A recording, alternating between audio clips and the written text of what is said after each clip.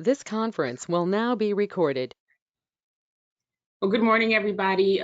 Thank you for attending, especially those of you who had to brave it out into the cold this morning to get to your workspace.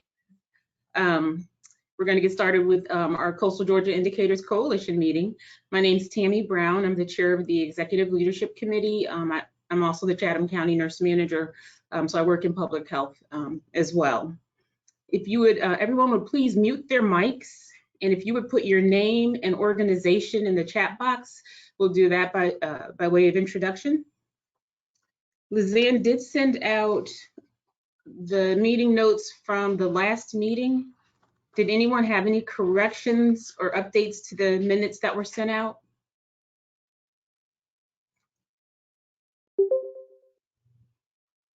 Okay, so we'll accept those as approved. The executive leadership team met on November 18th to review financials and to discuss future board leadership. We're currently working through our 2021 budget development. We ask that all of you please continue to support Coastal Georgia Indicators Coalition, and we thank you for the support that you give to us. Lizanne?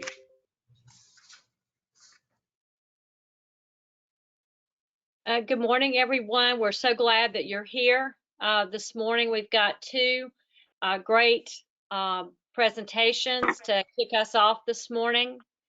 The first, I'm going to move to those very quickly. The first one is Dr. Chris Russon. For those of you who've not had the opportunity to meet Dr. Russon, he is our new administrator of the Chatham County Health Department. He is returning to Chatham County with over 2 decades of public health experience at the local and state level. He, prior to this time, served on the Georgia Department of Public Health's executive leadership team as the director for the Division of Health Protection. In this role, he oversaw the State Public Health Department's largest division with the oversight of the following programs: environmental health, chronic disease prevention, infectious disease control, injury prevention, emergency and health care preparedness, pharmacy, immunizations, refugee health, EMS, and trauma, opioids, and substance abuse misuse, and many others. It's amazing, right? So that's a long list. And most recently, he was responsible for coordinating the state's operational response to COVID-19. So how fortunate are we that we get to have Dr. Russon come to Chatham County. So for those of you who think that you rise from the top and stay at the top, Dr. Russon actually started his career with the Chatham County as an intern with Chatham County's Mosquito Control Agency.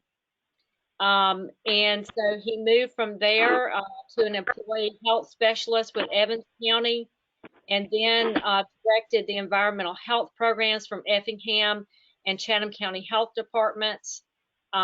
He was, in 2019, was appointed to the Deputy Director of Environmental Health, the DPH, and in 2013 appointed Director of Environmental Health. And so he's had a long standing career and in public health, and we are so fortunate to have him here. And I know that we can't all he can't all see us this morning, but we want to welcome you, Dr. Russon, to our community and to the CGIC coalition. So with that, I'll turn it over to you this morning for further information and an update regarding COVID. Thank you for being here. No, absolutely. And first, I want to thank everyone for the warm welcomes. I look across the screen and I see many names on this list that I've worked with before, and it's just a pleasure to be back in Savannah. The only thing is I wished I'd have left the cold in Atlanta. This isn't supposed to be this cold in Savannah. But it is a pleasure to be here. What I'm going to talk about this morning is really just a brief update on COVID in Chatham County specifically. There's a lot of data that is available on our website, the Coastal Health District website, along with the Department of Public Health website. And I'm going to try to put a little bit of that data in perspective. But one thing I do want to point out that, there's all kind of data that's out there. There's data obviously on our website, which matches pretty closely with DPH's data in Atlanta. But there's also data from CDC, there's data from Johns Hopkins. Just about every major university is publishing a dashboard. And, one thing I want to mention is when you evaluate this data, I would not focus, on one specific data point. I think you have to take it all in perspective and really look at the overall. Oops, did I lose everyone? My screen just went blank. Can you all see me? Okay, excellent. We have to take all of this data in perspective. What I recommend is really, when you evaluate the data, look at the trends over time. You're going to see data points go up and down every day. It's just a fact of what we're seeing, but really evaluate the long-term trends to get a better understanding of what we're seeing here in the county and across the state and the nation. Also recognize that there's a lot of variations that it can affect the data. For example, you have individuals that have test-seeking behavior, meaning that they like to be tested very frequently. Those can cause cases to go up or cause counts of testing to go up. We also may have an outbreak in one specific location that can affect one day's data. And so it's just recommended that when you look at all the data points, look at the trends overall. What I'm going to start with is just kind of an overview of Georgia and Chatham of cases and deaths. When we started this, it's hard to believe that we're still, I think, responding to something like this. When this, I guess, became an issue in February for us, we would have known that 10, 11 months later, we would still be dealing with this. I don't think anyone predicted that this would be a pandemic of this magnitude. But we're here and we're having to deal with it. And I know many people, including myself, have COVID fatigue. But unfortunately, the pandemic is still with us, and there's still things we need to do to try to prevent or break that transmission cycle. But when you look at Georgia as a whole, right now, as of and all of this data is as of yesterday because the data is not typically updated until later in the day. Georgia as a whole has over 424,000 cases of confirmed cases, and over almost 9,000 deaths from COVID-19. At Chatham County, right now has 10,681 confirmed cases with 203 deaths. We broke sort of a milestone of 10,200 last week. And as you can imagine, every one of these cases, while we talk about this in terms of statistics, these are obviously people we're talking about. Each one of these numbers represents someone and their loved ones. And so it's obviously a very serious subject. There's all kinds of data that we publish on our website and DPH publishes. I'll start with a couple of data points, just some sort of generalized averages. Two of the data sets that we publish is our 7-day rolling average and our 14-day rolling average. And essentially what this is just a rolling average of reported cases over a 7 or 14-day period. The 7-day rolling average right as of yesterday was 41.43, and the 14-day rolling average was 44.21 cases. When we look at this particular data set, what we'd like to see is for the 7-day average to be lower than the 14-day average, because if the 14-day average is higher, that generally indicates, if the 7-day average is higher than the 14-day average, it generally indicates we have more widespread transmission and more cases more recently. Right now, our 7-day average is slightly lower than our 14-day average, which is a good sign, but all of these numbers have been trending upwards over the last several days, which is obviously very concerning. Most of the other data I'm going to report out is going to be reported as rates to kind of take into account our population in the county. Our daily case rate which is the average number of new cases reported over the last 7 days, and it's expressed as a rate per 100,000. Right now is 14.8 per 100,000.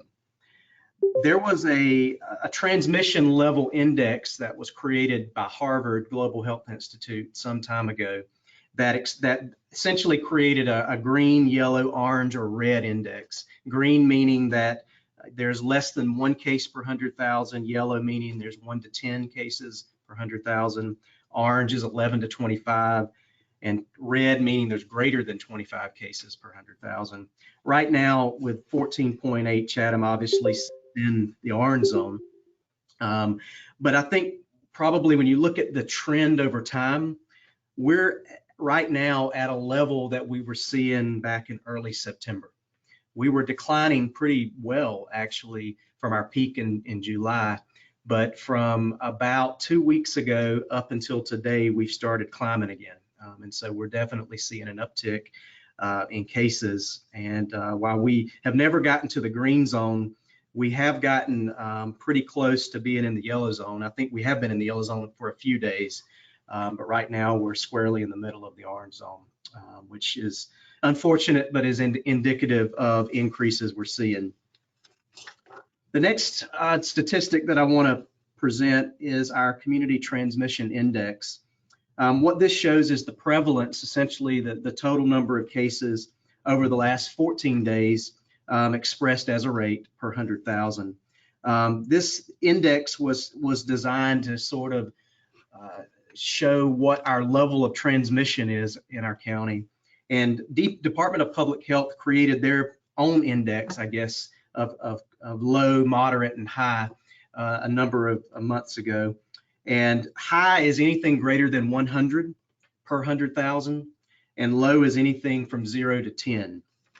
Right now, Chatham County sits at 217 per 100,000, which means we're obviously extremely high in the high range of community-wide transmission, and what this tells us is that we're still seeing a lot of transmission of the virus across our county. And the other thing that I think is extremely important for this metric is that if you keep up with the governor's executive orders, the governor, as you may remember, at one time prohibited counties and cities from enacting a mask ordinance. Eventually, he allowed in his executive orders for counties and cities to put a mask order in place, but they can only put a mask order in place if their community transmission, or it's called a threshold value in the governor's executive order, is greater than 100. If we drop below 100, which we certainly want to do, according to the governor's executive order, local cities and counties cannot mandate a mask order. But right now, we're still pretty much in the high range at 217. Our mask orders are still in place here in the county. And just so you know, the lowest we've ever gotten was on November 11th when we were at 134. And so since November 11th, we jumped from 134 back to 217. And so all of these trends, again, indicate a lot of transmission that we're seeing across the county. Another metric that is shared quite a bit is our positivity rate. Essentially, this is the number of positive or number of cases that are reported from our testing. Chatham County Health Department, as you know, does quite a bit of COVID testing. We call them SPOCs, specimen point of collection sites. That was a term that was coined many months ago. And our primary location that public health does testing in Chatham County is at the Civic Center. We've had an amazing partnership with the city of Savannah. Tammy and another one of our staff members were instrumental in setting that testing site up, and has just done an amazing job of ensuring that we've got a site that can see a large volume of people. And we test there pretty much every day. And are seeing a lot of people right now. The numbers have increased pretty dramatically over the last few weeks. But right now, again, indexes have been created for a lot of these different metrics. The index that was created for this is anything less than 5% means we're in the green level. It certainly doesn't mean we're perfect, but it means that we're moving in the right direction. Red is anything over 10% positivity rate. Right now in Chatham County, our 2-week positivity rate average is 7.2%. The state average is 8.4%, so we are below the state average. We're in the yellow zone, I guess you could say, for this metric. But what this tells us is essentially the amount of positivity we're seeing at our testing sites. And this positivity rate is not calculated based on just Chatham County testing results. It's calculated on all tests that are collected by all clinicians in Chatham County as reported to the Department of Public Health. We have been as high as 13%. We've been as low as around 6%. But right now we're sitting at approximately 7.2%. And that number, as you can imagine, fluctuates. I do expect it to go up based on what we're seeing with our cases going up and the trends going up. Another metric that we look at is hospitalization. This to me is something that I think as a community we all can influence. Obviously, the hospitals need to have adequate bed capacity to be able to treat all of the things that they treat. There is an uptick in hospitalizations with COVID in Chatham, especially at Memorial based on our data. What we are encouraging as a public health agency, obviously, is wearing a mask, social distancing, washing your hands, getting a flu shot. Getting that flu shot, I think, is critically important because it can prevent people potentially from being hospitalized and taking up beds that may need to be used for COVID-19 patients. Why is all this important? Obviously, it's important because it informs all of us on what we're seeing in our community, in our state, and our nation. But it's very important for our school system. Our public school system uses a lot of this data to make decisions on whether or not to open back up, to go back virtual. They monitor this data very closely. Our health director, Dr. Davis, is in constant communication with the school system. And so this data is critically important that it's accurate and that it's presented in a way that can be consumed by not only the public, but also by officials, government agencies, businesses that are considering opening or closing. One thing I do want to mention is the governor extended his executive order again to December 15th on Monday. And the public health state of emergency, the governor extended until January 8th. Chatham County Commissioner Chairman has extended his executive order for Chatham County until December 31st.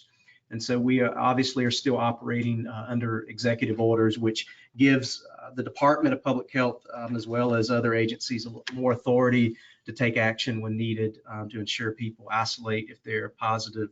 But really and truly, it takes the whole community to be involved in this. And one of our roles is trying to educate the public as best as we can on this data. I told a reporter recently, I was asked a pretty politically charged question, and I just said, look, I'm a public health official. I'm nonpartisan. My goal was to present the best data available, the best science available, and hope that people make good decisions based on that. Switching gears just slightly, I want to just provide a brief update on vaccines. This is a lot of questions about COVID-19 vaccines. As you can imagine, there's a lot of information that's being shared in the news, a lot of exciting information. Right now, there's a lot of different candidates, vaccine candidates that are being studied and being evaluated. Two of the candidates that most likely are going to receive an emergency approval from FDA is going to be a vaccine from a company called Moderna, and the second one will be a vaccine from a company called Pfizer, as many of you probably have heard about.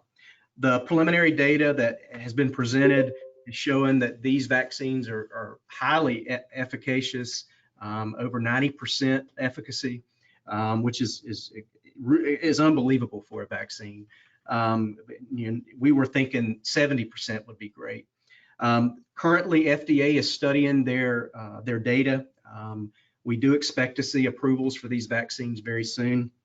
Once they are, let me rephrase that, not approval, emergency authorization. Approval means something different. Emergency authorization means that FDA has reviewed the data and because of the pandemic has determined that the vaccine is safe for the public and is issuing them an emergency approval so they can get it out to the public more quickly.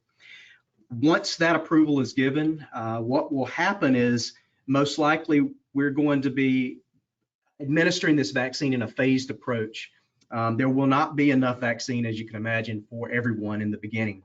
And so the planning, and we don't know the exact groups yet, but what we suspect is that the first tranche of vaccines that'll come out and be shipped out across the state will be prioritized for individuals who are older than 60 and have underlying conditions, for individuals who are in long-term care facilities, because those are very high risk, for first responders, and for healthcare workers.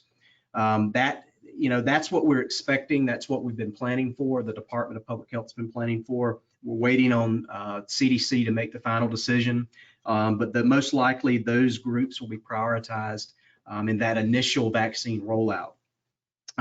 We're still unsure how much vaccine we're going to receive. We've been asked recently to provide information to the Department of Public Health. One of the things that we've done to plan and be prepared for this vaccine distribution is we purchased an ultra low temperature freezer for our health department. One of the candidates, I believe it's Pfizer, requires the vaccine to be stored at temperatures at around minus 70 degrees Celsius, which most freezers can't reach. And so we purchased a freezer. It's here. So once they distribute those vaccines, we'll be able to store those longer, so we can have a better chance of planning out vaccine events in the community. And our sister health department on the coast, Glenn County, also purchased one of those ultra low temp freezers. And so we're actively working with the Department of Public Health and the immunization program in our district office to plan for this vaccine rollout. We unfortunately don't have a lot of details to share right now, but hopefully we'll have more details over the next week or so. With that, I think that's a pretty good update. I don't want to dominate all the time, but I don't know, Lizanne, how you handle questions on this type of forum, but I'm certainly open to answer a few if there is any. Does anyone have any questions for Dr. Ruston this morning? If so, please unmute yourself.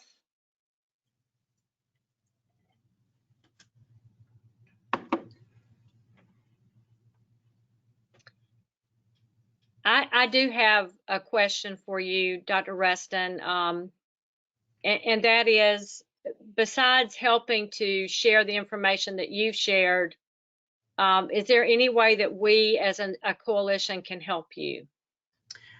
I think the biggest way is when the vaccine is available, and it's available to all people to get the vaccine, and I will get the vaccine. I feel confident in the data that's been presented. I feel confident in the research that's been done on it. I think that it demonstrates that we're all in this together. But more importantly, if we could continue, if you can help us share the educational material, we are going to hopefully have some frequently asked questions documents developed. Department of Public Health is working on that now. And that's information I think can be shared by many organizations, either by linking to our website once that's available, or by posting that information on your website. That's probably the best way, and just continue to educate the community on obviously COVID-19, the importance of public health hygiene, wearing a mask, washing hands, social distancing, and encouraging people to get a flu shot and this vaccine when it's available. I think that's probably the best way if we can all work together doing that. Unfortunately, there's always naysayers, and that comes with the territory. But our goal is to get as many people vaccinated as possible to try to get to a level of herd immunity. And if we can do that, we can certainly get back to our normal lives and out of this pandemic quicker. And so if we can partner on that, that would be very helpful. We'll be glad to do that. Any questions for Dr. Ruston before we move on?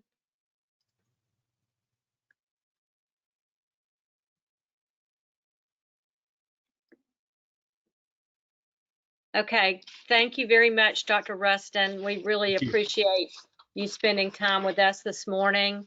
We're going to move over to our next presenter. That is Judge Roxanne Forman. Welcome, Judge Forman. I want to tell you a little bit about her before she gets started. She obtained her JD from Northeastern University School of Law and an LLM in International Human Rights and Humanitarian Law with a concentration in human trafficking from American University. She served as a staff attorney with Georgia Legal Services and a legal director for Women's Law Org, which before being appointed as an ADA in Brooklyn, New York. She then served in Chatham County as a Chief Deputy Assistant District Attorney over the State Court Division. She was then selected as a criminal staff attorney for the State Court Judiciary and later appointed as the Judge, Court Administrator, and Clerk for Magistrate Court in Chatham County. And most recently, she's been appointed as a juvenile court judge in the Juvenile Court of Chatham County. So we're glad to have you this morning, Judge Forman, to share information about a new initiative that the court has begun. So thank you very much for being here. Good morning, everyone. Thank you, Lizanne. Can everybody hear me okay? Sometimes I have microphone issues. All right. I am excited to talk to you guys about our new court. It's our treatment court at Juvenile Court, and it's called Hope Court, and it stands for Healing Opportunities Through Positive Empowerment. And I guess, Rachel, if you will want to slides. Our mission statement is to safely assist, protect, and prepare victims and survivors in their journey toward restoration by bridging the gap between systems and services in order to provide healing opportunities through positive empowerment. So what is Hope Court? So it's a treatment court that's designed to create a multidiscipline, centralized, and trauma-informed approach for our court-involved youth who've been unfortunately victims of sex or labor trafficking. It's born out of the knowledge that our youth who face human trafficking require a higher level of care and attention, and we hope to use innovative and multifaceted approaches to address the issue, including trauma-informed care and treatment, putting together safety plans, building skills, introducing them to creative pro-social activities and exposure to positive life outcomes and options. Hopefully, we're trying to make it operate much like other treatment courts with weekly supervision and staffing and court. It also will follow the opportunity-based probation model, which is a model created by the Annie E. Casey Foundation that looks at probation from a rewards and responsibility standpoint as opposed to accountability and sanctions.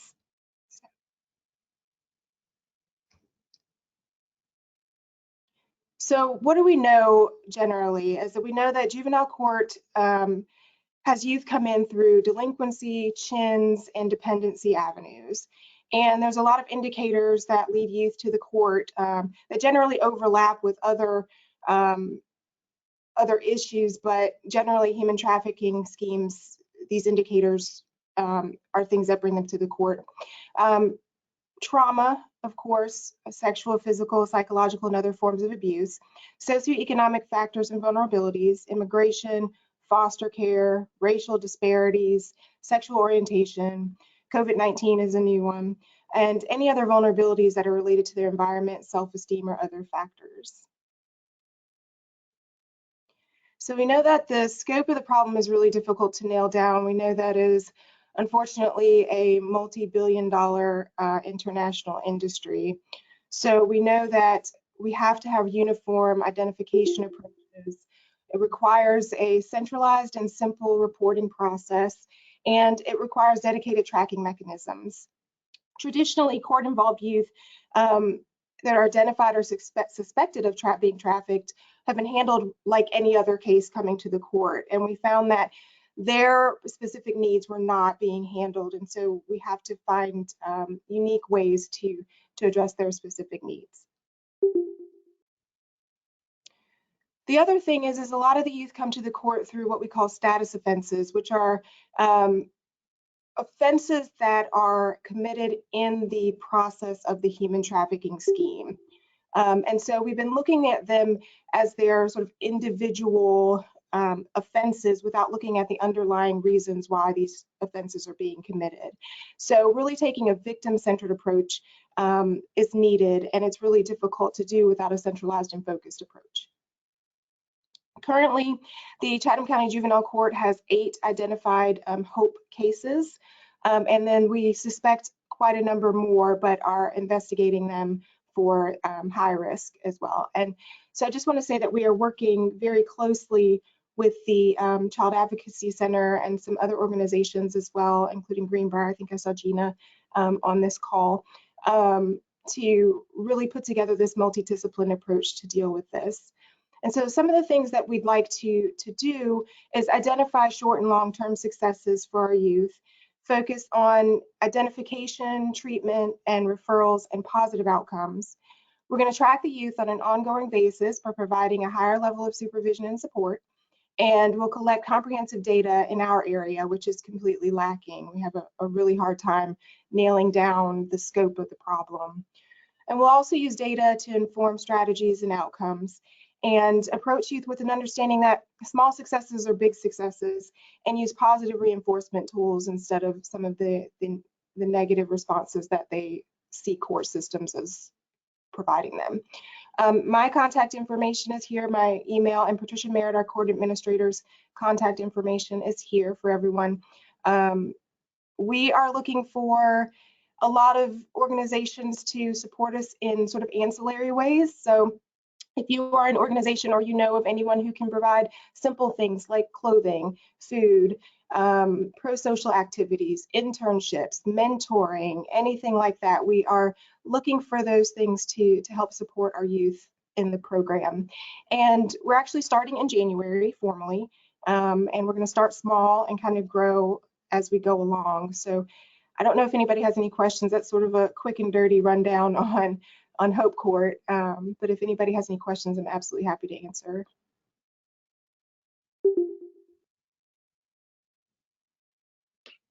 So do you have any questions for Judge Forman? I do want to mention that this is the first court of its kind in the state. Am I correct in saying that, Judge Forman? That's correct. There are a couple of courts who are doing sort of centralized dockets, but in terms of a formal court, we are pioneering the effort, which is exciting and a little scary at the same time, but we're very excited about it. Dr. Forman, I have a question. Does this result mostly in diversion from incarceration? So that is one of the things that we are trying to do. The youth that come in, we would like, juvenile court can convert a lot of cases into what's called CHINS, which is a child in need of services. And so through that, we can give them alternatives to detention. And what we don't want to do with this population is detain because of things like running away or minor things that may be connected to that trafficking scheme. So detention is not something that we are defaulting to. So yes, it's short answer, yes.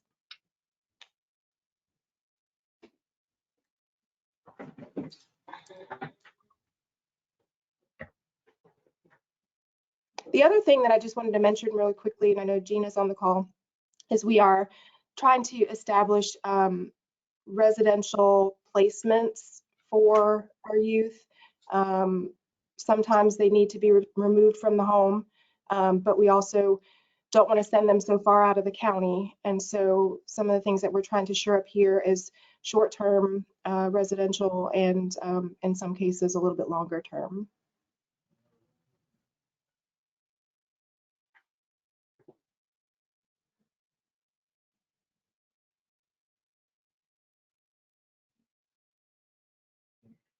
Judge Forman, when you say food and clothing, are you thinking that the court will have a closet kind of like a, or and then food, are you looking for to connect them with a pantry or to have established those resources someplace at the court? So at this time, we're not going to be able to keep those things here at the court. What we would really like to do is be able to refer youth and families to places that can provide those services for them. So really Okay. building those partnerships. Okay. Well, we've got a couple of folks on here, I think, that could probably help make some of those connections to you guys. Let's see.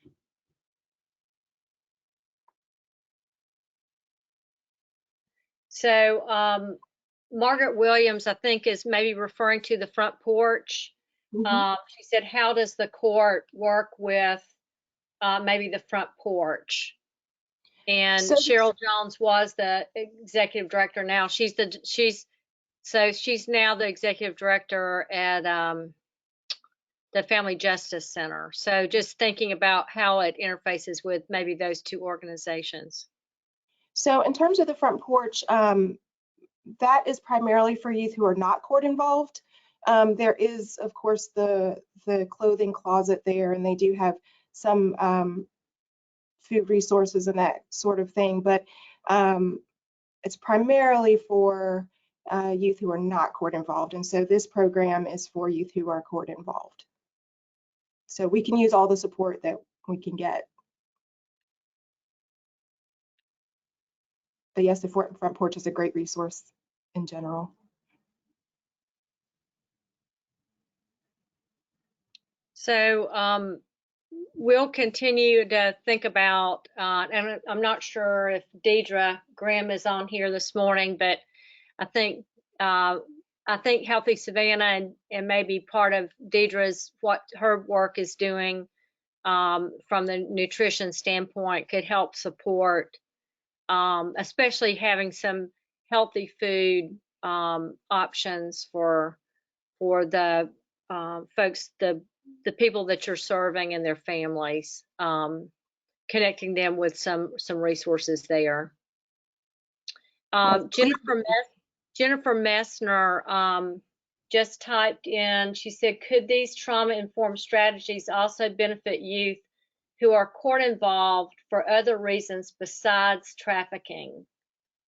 Absolutely. Already. Yeah, so absolutely. There is, we have the SPARK program, which is our mental health program. And so there, we use some of that there, and we do a lot of referrals to counseling services who deal with trauma-informed, who use trauma-informed strategies.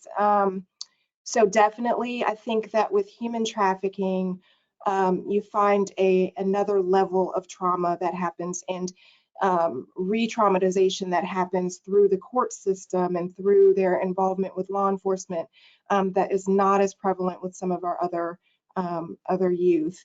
Also, repeated sexual trauma in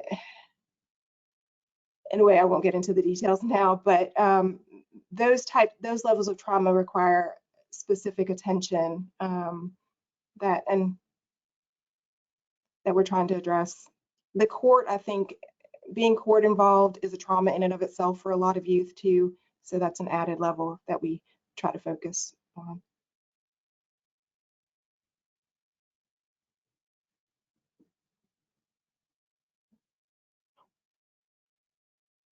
Any other questions for Judge Forman?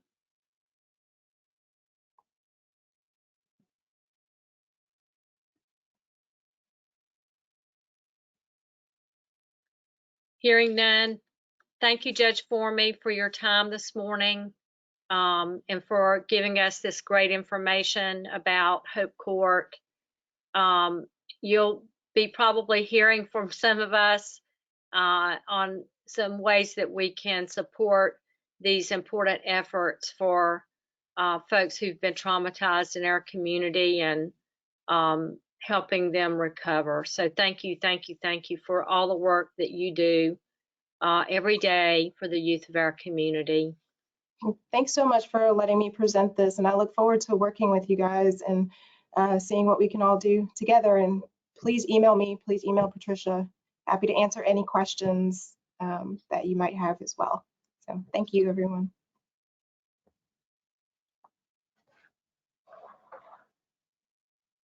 Coming back to our agenda, we really have started doing a consent agenda.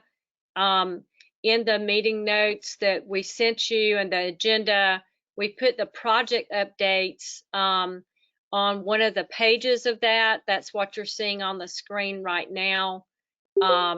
If there are folks that are in these teams that would like to give an additional update in one of these projects areas, if you would unmute yourself and maybe share some extended information beyond where we are.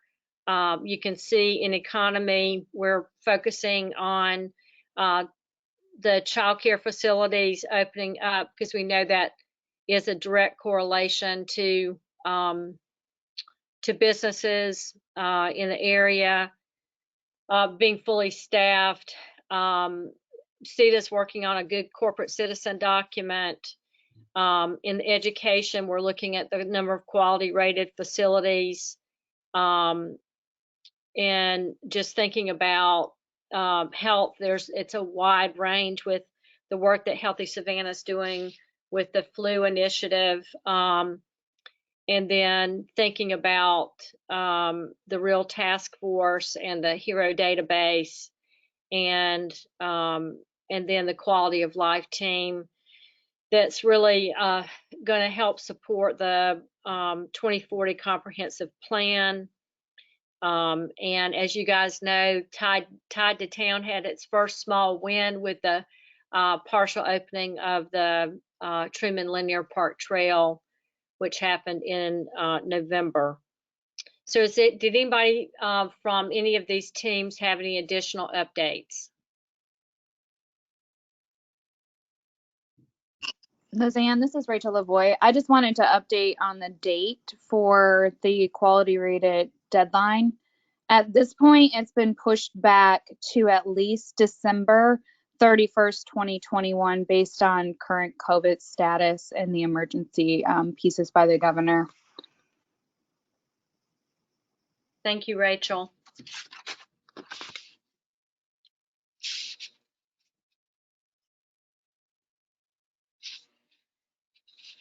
Dan? Yes. This is Maureen. Good morning, friends. I just wanted to say for the Health Committee, we are having the RCC meeting this Friday, and the reason that relates to the Health Committee is we're focusing on resiliency in families and connecting them to the assets in their community, and focusing on 3 schools, a high school, a middle school, and elementary school. So we've also had a request from Major Gavin as it relates to continuing to kind of put out what we've done during COVID, which is an update on our agencies and what we're able to provide. He says that has proven to be very helpful to his officers. So please join us for that meeting this Friday at 9 a.m. Thank you, Maureen. Anyone else?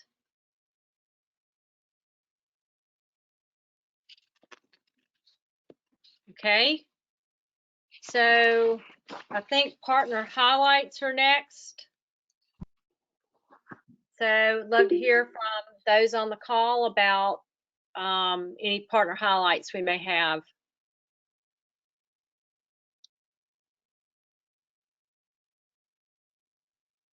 Hey, Lizanne, this is Armand Turner. I got a couple I want to bring up. Okay. The first is yesterday, Healthy Savannah unveiled their Healthy Hub at Lake Mare. You may have seen some of the live on Facebook, but basically the Healthy Hub is a point. It's sort of like those little libraries, and we encourage people to drop off and share healthy items, whether it's food or health information at the little library, and for those who need it to take those with them. So you can check our social media and see what it looks like, and it's at the very front of Lake Mare. Also in January, on January 7th, I'll actually be doing the next Encourage Health series. It'll be based around activity-friendly routes to everyday destinations, and you can watch that also on Facebook. And lastly, me and Paula usually do a healthy walk every Tuesday, and we sort of live stream it as well. We encourage as many people who are interested to also either tune in and watch that, or to join us or suggest new places for us to walk. It's usually a really fun experience, and if you all are interested, please just let me know. Thanks. Thank you, Armand. And I'm making it a point now that the Truman Linear Park Trail is open. If you've not been on it, it's really beautiful. So it starts at Lake Mare, and the terminus is at Duran and Lake Mare. So if you've not had a chance, please indulge yourself during this time. It is a path that anyone can go on. It's handicap accessible, and so please enjoy it, because it's been a long time coming to get that first phase complete. Any other updates from community members? I see someone waving. Tara? Good morning. Tara Jennings, Chatham County Strategic Planning. Just wanted to give an update that the Chatham County FY22 blueprint application will be transitioning to an online cloud-based portal.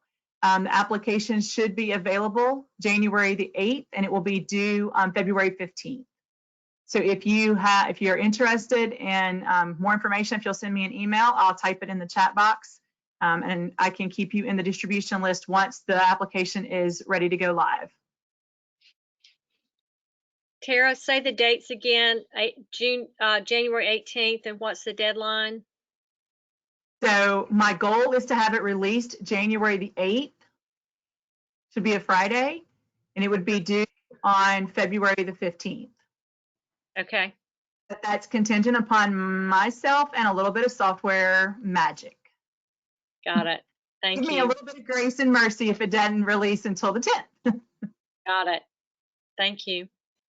Luzanne, this is Tom Bullock with Savannah Technical College.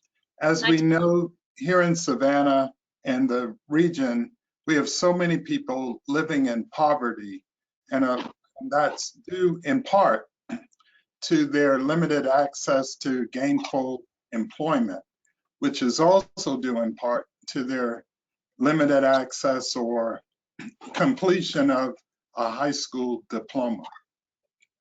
Savannah Technical College Adult Education registration for next spring semester is now open by going to savannatech.edu, and we offer free GED and ESL classes throughout 4 counties in this region, and classes begin January 11th. Thank you.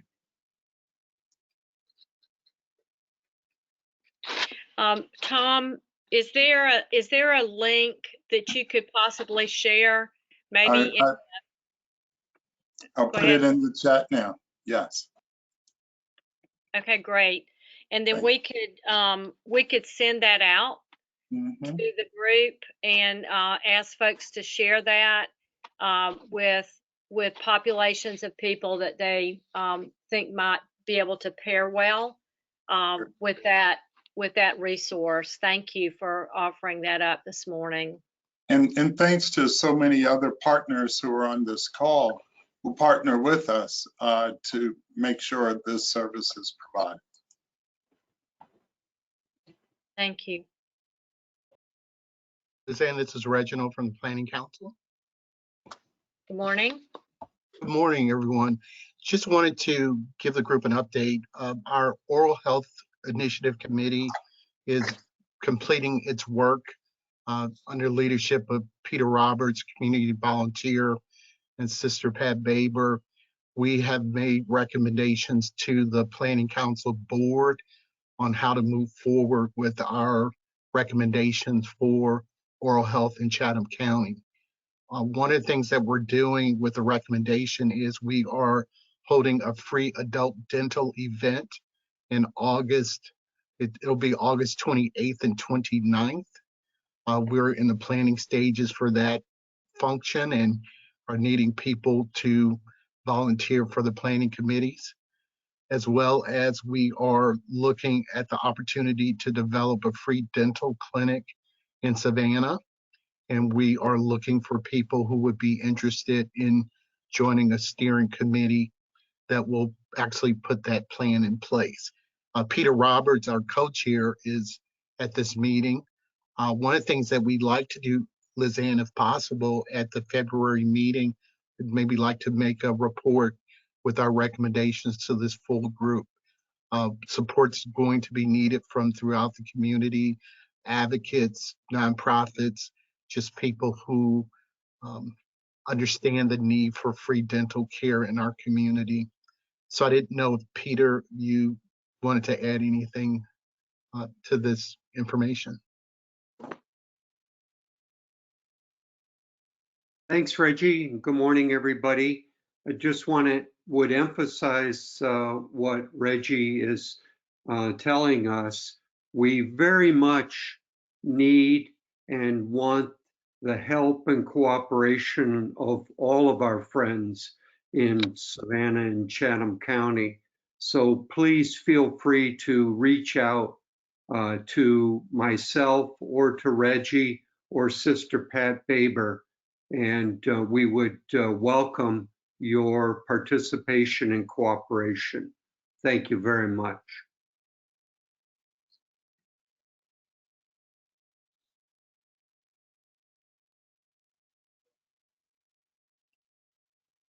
Kayla, are you still on the call? Kayla Brown? Yep, hi.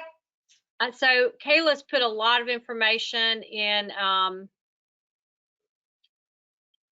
the chat. Do you want to share some of that? So yeah, sure. So okay. I just dropped a link in on the Truman Linear Park Trail. John Bennett with Georgia Bikes and Friends of Tide to Town created this page that has a map of the different trailheads and some more historical information. So definitely check that out.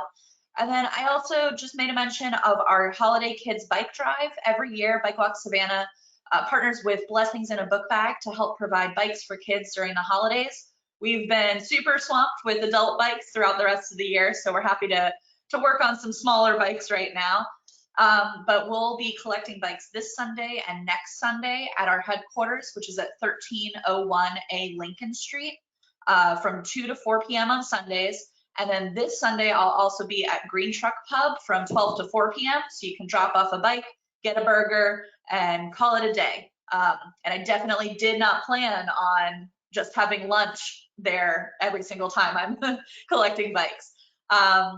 So if you're interested in donating a bike, we just ask that they're not completely rusty or have a lot of repairs that need to be made due to the pandemic. We are still facing manufacturing and shipping delays, so we have some limited tools and parts to work with. So if you have any questions about the condition of your bike or if it would be suitable for our program, you can just send me an email at info@bikewalksavannah.org, and I'd be happy to let you know if it'll help work for us for this season. And we're not just accepting bikes for small kids, we're accepting bikes for kids of all ages. So anything really from 3 to 18, we're trying to be able to provide bikes for as many kids as possible. And then one thing I didn't mention, but we'll also be doing a virtual holiday bike ride later this month in December. So once everything's decorated downtown, especially around the squares, we'll be filming a tour and hosting a route so everybody can join in on their own time. Thank you, Kayla. Thank you. Suzanne? Yes, Dr. J. Yeah. I want to say that the Mayor's Racial Equity and Leadership Task Force is at work trying to develop a plan of action, and Lizanne is very, very, very, very involved in it, and we're going to find a way to get some input from the members of this group, so that we have the broadest input possible from the community as well as from people who are living in some of the marginalized communities. So I want each of you to begin thinking about what would be some of the most impactful initiatives that we can recommend to the city to reduce racial and economic inequality in our community.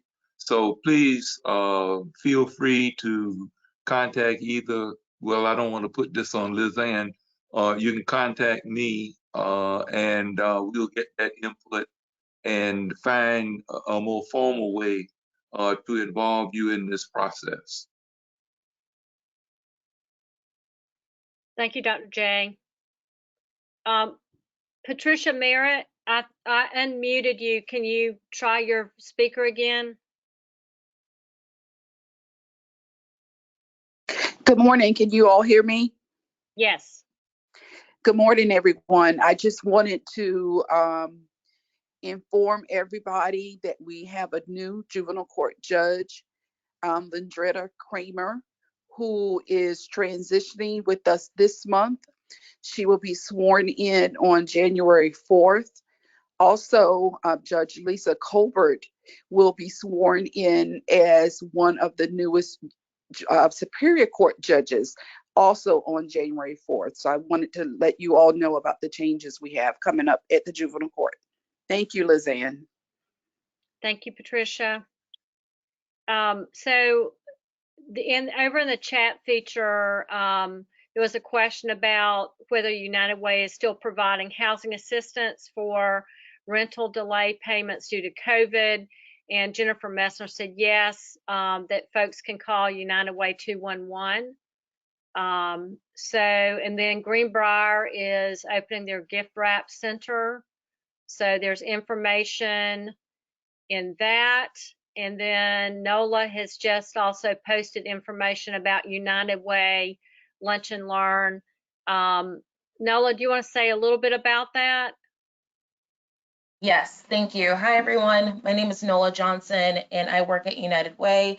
If you have any time today, please join us at noon for a free lunch and learn on effective social media strategies for nonprofits. During this lunch and learn, you will learn effective strategies to engage your audiences across all social media platforms. I dropped the registration link, and I hope to see you all there today. Thank you. Thanks, Nola. Any other updates? I have one. This is Bren Dice from Chatham Area Transit. We've been working really hard this week, these last couple of months actually, with the bus manufacturers, and we have completed our plexiglass barriers to keep our operators safe on our buses. So yesterday we did resume fares for all fixed route routes. We actually got a lot of feedback from some of y'all and some just residents letting us know that part of the challenge with these last 8 months that we've been without fares was that a lot of people on the buses were taking up the seats, and with us being at half capacity, it was a challenge for those who really needed the buses because there were folks who were just kind of riding around. So we're hoping that this fare resuming will eliminate that problem and allow us to get our employees and folks where they need to go in a more efficient manner. So that did happen yesterday.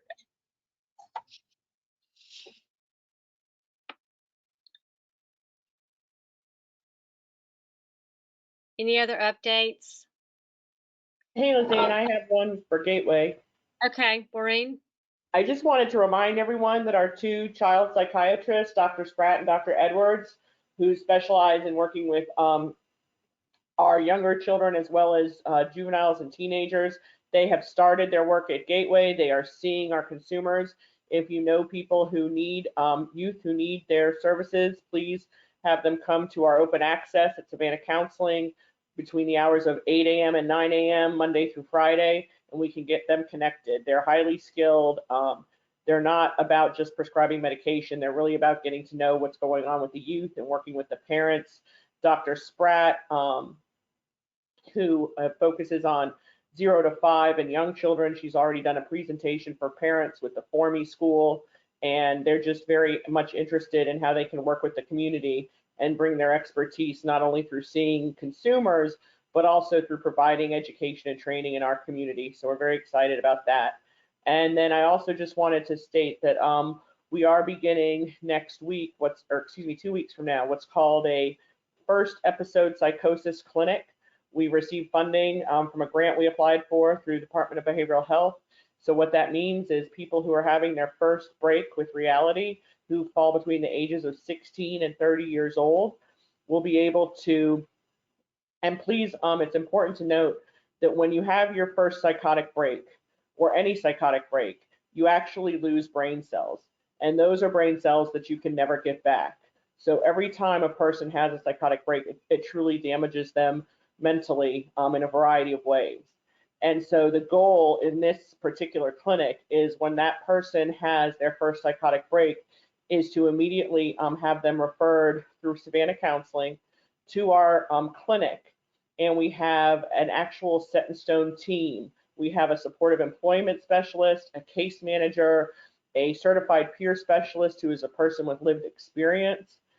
We also have a licensed clinician who leads the team, an assigned psychiatrist who's worked with this population before, and a family interventionist who can also, who's a licensed clinician who can work with the family of the individual that's experiencing this psychotic break. So it's a really great way to get a person after they've had that first extremely scary experience to be connected to their mental health, and we can work with them for up to 2 years. So we're very excited about this. I don't have literature right now, but we're working on it. And I will, when I have it, send it out through the RCC, and I'll also send it to Lizanne so she can share it with this group. Thank you, Maureen. Thanks, Lizanne.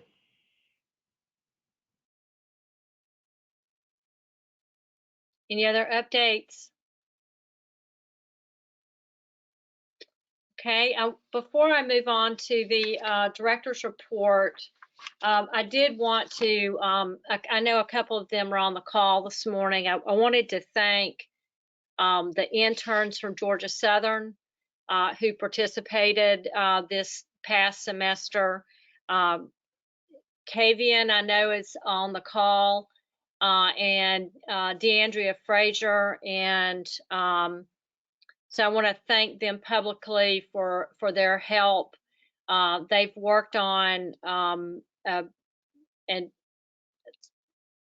they've worked on a database of resources in the community that have to do with mental and behavioral health. So I'm really thankful for them pulling all the resources that are in all different kinds of databases into one document so that we can get that information over to folks who are working with people who have mental and behavioral health concerns.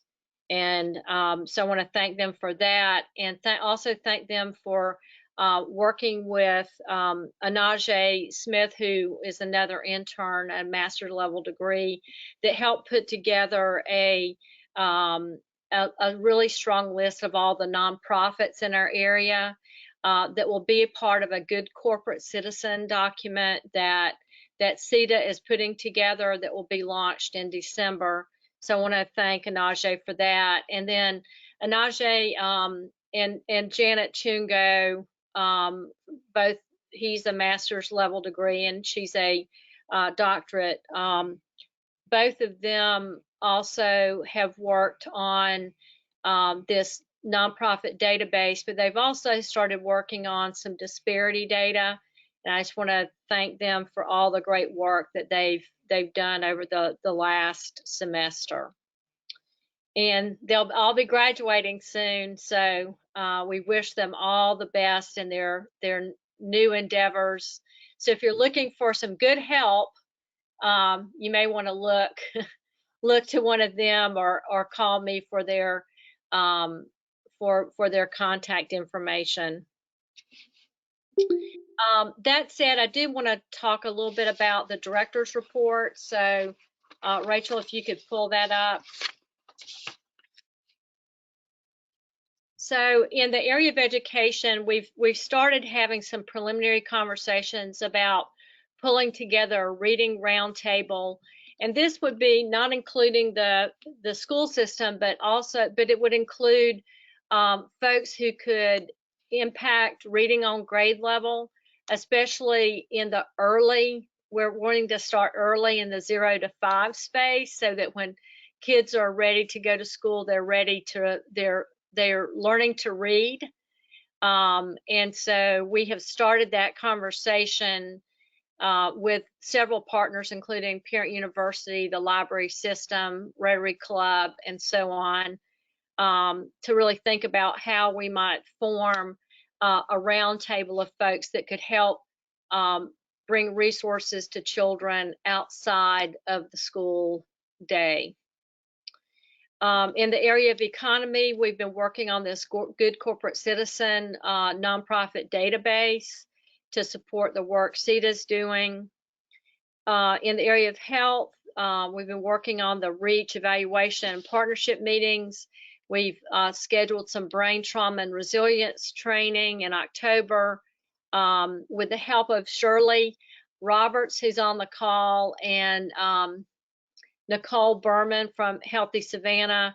We made it through round 1 and have been invited to round 2 of the Robert Wood Johnson Foundation Culture of Health Prize. So yay, we've made it to round 2, and we'll be working on the next round of information. Maureen mentioned the Regional Community Collaborative.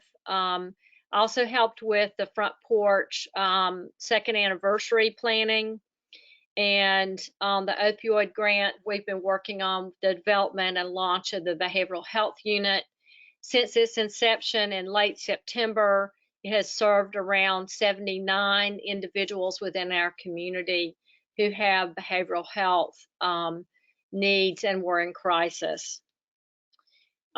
We completed the 2020 census, and we held with the help of Georgia Southern and really their leadership through Dr. Joseph Telfair, we held a Essentials of Grant Writing workshop, and I want to thank Shirley Roberts and Nicole and Berman, and then Blake Caldwell for serving as breakout facilitators, and especially for Dr. Telfair, who unfortunately had to step off the call this morning. He did a great job. We had about between 25 and 30 participants for each of the days, and so that went extraordinarily well, and we've gotten some good feedback on that. We thought that it was a good first step for a lot of nonprofits in our community who need some extra resources and capacity building around grant writing.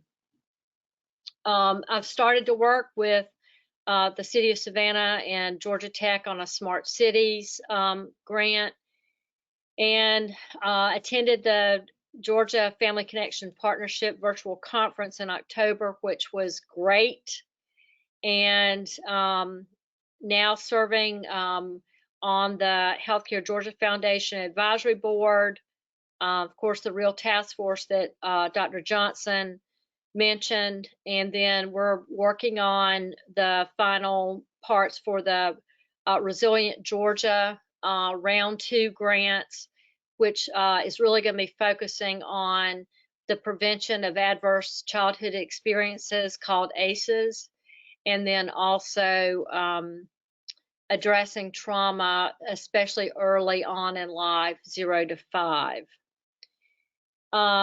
Attended the reopening of the superintendent's task force, just doing the work of CGIC.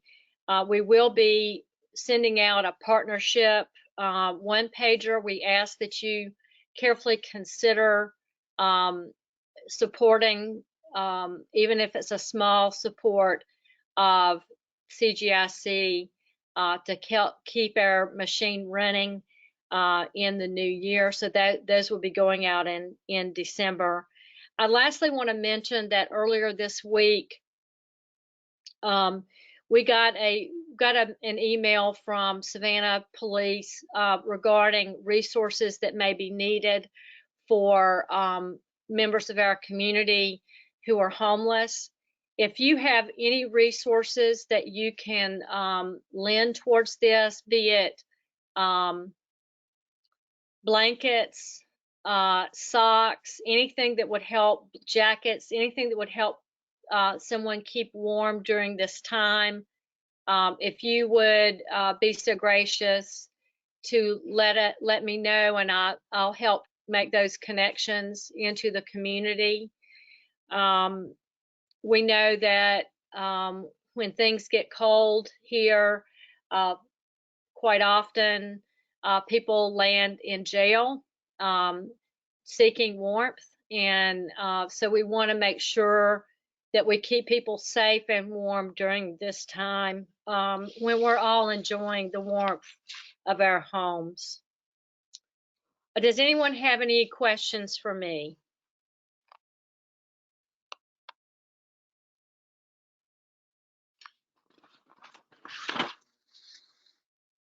Hearing none, I want to thank you again for your time this morning, for your expertise that you bring to the table, for your love of this community. And I'm wishing all of you the happiest of holidays. And our next meeting is Wednesday, February 3rd. I heard this morning that we have a couple of folks that want to have some time on that agenda. So please reach out to me to confirm the amount of time you'll need. And with that, I'm going to bid you guys a great rest of your day. And thank you again for your continued engagement in this work. Be well.